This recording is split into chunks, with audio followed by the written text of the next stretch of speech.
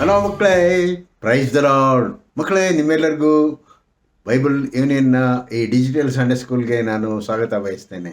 ಮಕ್ಕಳೇ, ನಾವೆಲ್ಲರೂ ಈ ಸಮಯದಲ್ಲಿ ಕ್ರಿಸ್ಮಸ್ ಹಬ್ಬವನ್ನು ಆಚರಿಸುವುದಕ್ಕೆ ಸಿದ್ಧರಾಗ್ತಾ ಇದ್ದೇವೆ. ಈ ಸಮಯದಲ್ಲಿ ಮಕ್ಕಳೇ, ನಿಮ್ಮೆಲ್ಲರಿಗೂ ಕುತೂಹಲ ಏನಂತ ಹೇಳಿದ್ರೆ, ಚರ್ಚ್ನಿಂದ, ಸಭೆಯಿಂದ ಏನು ಮಾಡ್ತಾರೆ, ಪ್ರತಿ ಮನೆಗೂ ಸಂದರ್ಶನ ಮಾಡೋದಕ್ಕೆ ಸಭಾಪಾಲಕರು ಬರ್ತಾರೆ, ಸಭಾ ಹಿರಿಯರು ಬರ್ತಾರೆ, ಮಕ್ಕಳು ಬರ್ತಾರೆ. ಎಲ್ಲ ಬಂದು ಮನೆಯಲ್ಲಿ ಸಂತೋಷದಿಂದ ಹಾಡು ಹೇಳಿ ಭಜನೆ ಮಾಡಿ ಹೋಗ್ತಾರೆ.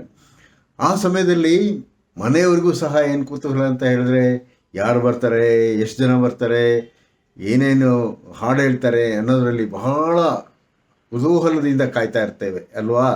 ಅದೇ ರೀತಿಯಲ್ಲಿ ಅವರು ಹಾಡುವಂಥ ಹಾಡು, ಆಮೇಲೆ ಮನೆಗೆ ಬಂದು ದೇವರ ವಾಕ್ಯವನ್ನು ಹೇಳುವಂತಹ ಸಭಾಪಾಲಕರು, ಇವರೆಲ್ಲರನ್ನು ಯಾವ ರೀತಿ ಬರ್ತಾರೆ, ಎಷ್ಟು ಡ್ರೆಸ್ ಮಾಡ್ಕೊಂಡಿರ್ತಾರೆ, ಹೀಗೆಲ್ಲ ಆಲೋಚನೆ ಮಾಡ್ತಾ ಇರ್ತೀವಿ.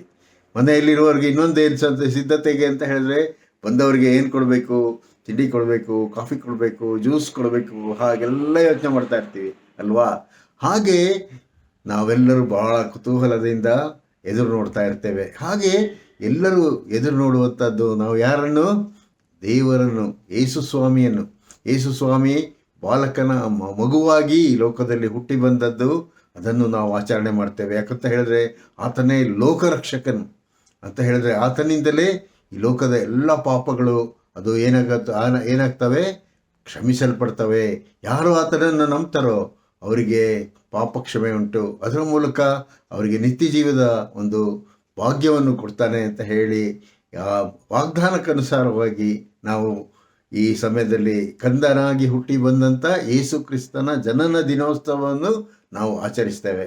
ಹಾಗೆ ಮಕ್ಕಳೇ, ನೀವೆಲ್ಲರೂ ಕುತೂಹಲದಿಂದ ಎಚ್ಚರಿಕೆಯಿಂದ ರಾತ್ರಿಯಲ್ಲಿ ಕಾಯ್ದು ಭಜನೆಯಲ್ಲಿ ಬರುವಂತಹ ಕ್ಯಾರಲ್ ಪಾರ್ಟಿಯವರನ್ನು ಹೇಗೆ ಎದುರು ನೋಡ್ತೀರೋ, ಹಾಗೆ ಒಂದಾನೊಂದು ಕಾಲದಲ್ಲಿ ಅಂತ ಹೇಳಿದ್ರೆ ಕ್ರಿಸ್ತನ ಜನನ ದಿನಕ್ಕಿಂತ ಮುಂಚೆ ಸಹ ಜನರು ಕಾಯ್ತಾ ಇದ್ರು. ಯಾಕಂತ ಯಾರನ್ನು ಕಾಯ್ತಾ ಇದ್ರು? ಬರಬೇಕಾದಂಥ ಲೋಕರಕ್ಷಕನನ್ನು. ಅದೇ ರೀತಿಯಲ್ಲಿ ಒಬ್ಬ ಹೆಣ್ಣು ಮಗಳು ಸಹ ಏನು ಕಾಯ್ತಾ ಇದ್ಲು ಅಂತ ಹೇಳಿದ್ರೆ, ಯೇಸು ಕ್ರಿಸ್ತನು ಯಾರ ಹೊಟ್ಟೆಯಲ್ಲಿ ಜನನವಾಗ್ತಾನೆ, ಯಾರ ಹೊಟ್ಟೆಯಲ್ಲಿ ಆತನು ಹುಟ್ಟಿ ಬರ್ತಾನೆ ಅಂತ ಕಾಯ್ತಾ ಇದ್ಲು. ಆ ಮಗಳೇ ಮರಿಯಳು, ಯೇಸು ಸ್ವಾಮಿಯ ತಾಯಿಯಾದ ಮರಿಯಳು. ಹಾಗೆ ಯೇಸು ಸ್ವಾಮಿಯಾದ ತಾಯಿಯಾದಂಥ ಮರಿಯಳಿಗೆ ಯೌವನ ಪ್ರಾಯದಲ್ಲಿ ಹೇಗೆ ದೇವದೂತ ಬಂದು ಆಕೆಯನ್ನು ಮಾತನಾಡಿಸ್ತದೆ ಅಂತ ಹೇಳಿ ನೋಡುವಂಥದ್ದೇ ಈ ಸಂಡೇ ಸ್ಕೂಲ್ನ ಇವತ್ತಿನ ಒಂದು ಕಥೆಯಾಗಿದೆ.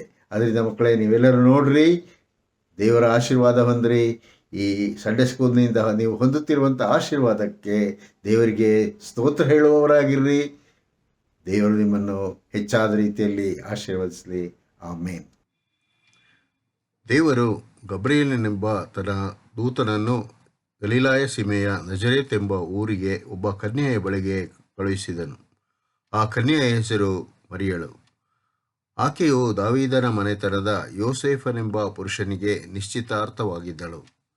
ಆ ದೂತನು ಆಕೆಯ ಬಳಿಗೆ ಬಂದು, ದೇವರ ದಯೆ ಹೊಂದಿದವಳೇ, ನಿನಗೆ ಶುಭವಾಗಲಿ, ಕರ್ತನು ನಿನ್ನ ಸಂಗಡ ಇದ್ದಾನೆ ಎಂದು ಹೇಳಿದನು. ಆಕೆಯು ಆ ಮಾತಿಗೆ ತತ್ತರಿಸಿ, ಇದೆಂಥ ಆಶೀರ್ವಾದ ಎಂದು ತನ್ನೊಳಗೆ ಯೋಚನೆ ಮಾಡಿಕೊಳ್ಳುತ್ತಿರುವಾಗ ಆ ದೂತನು ಆಕೆಗೆ, ಮರಿಯಳೇ, ಹೆದರಬೇಡ, ನಿನಗೆ ದೇವರ ದಯೆ ದೊರಕಿತು. ಇಗೋ, ನೀನು ಗರ್ಭಿಣಿಯಾಗಿ ಒಬ್ಬ ಮಗನನ್ನು ಹೆರುವಿ, ಆತನಿಗೆ ಯೇಸು ಎಂದು ಹೆಸರಿಡಬೇಕು. ಆತನು ಮಹಾಪುರುಷನಾಗಿ ಪರಾತ್ಪರನ ಕುಮಾರನೆನಿಸಿಕೊಳ್ಳುವನು.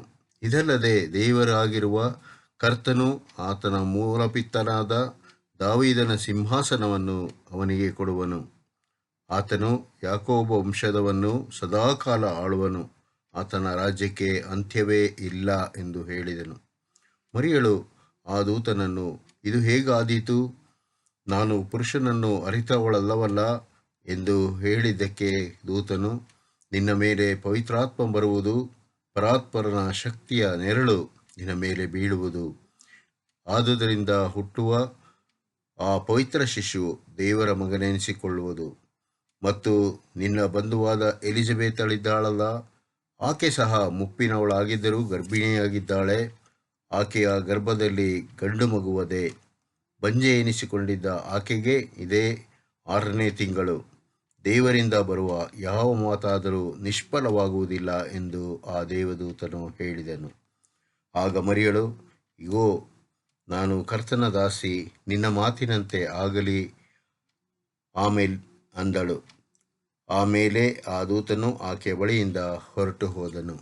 ಮಕ್ಕಳೇ, ಮರಿಯಳು ತನ್ನ ಜೀವಿತದಲ್ಲಿ ದೇವದೂತನು ಕಾಣಿಸಿಕೊಂಡಾಗ ಆಕೆ ಆತನ ಮಾತಿಗೆ ವಿಧೇಯಳಾದಳು. ಯಾಕೆಂದರೆ ಆ ಮಾತು ದೇವರದಾಗಿತ್ತು. ಅದೇ ರೀತಿಯಲ್ಲಿ ಮಕ್ಕಳೇ, ನಾವು ಸಹ ದೇವರ ಮಾತಿಗೆ ವಿಧೇಯರಾಗುವುದಾದರೆ ದೇವರು ನಮ್ಮಲ್ಲಿ ಮಹಾ ಕಾರ್ಯವನ್ನು ಮಾಡುವನು. ಮಕ್ಕಳೇ, ನಿಮ್ಮನ್ನು ದೇವರು ಆಶೀರ್ವದಿಸಲಿ.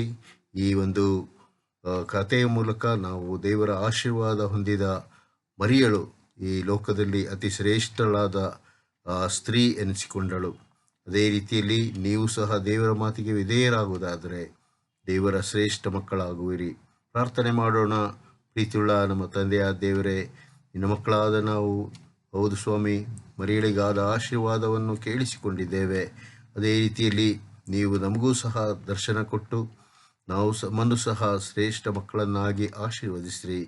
ಈ ಪ್ರಾರ್ಥನೆಯನ್ನು ಯೇಸುವಿನ ಮೂಲಕ ಬೇಡಿ ಹೊಂದಿದ್ದೇವೆ ತಂದೆಯೇ.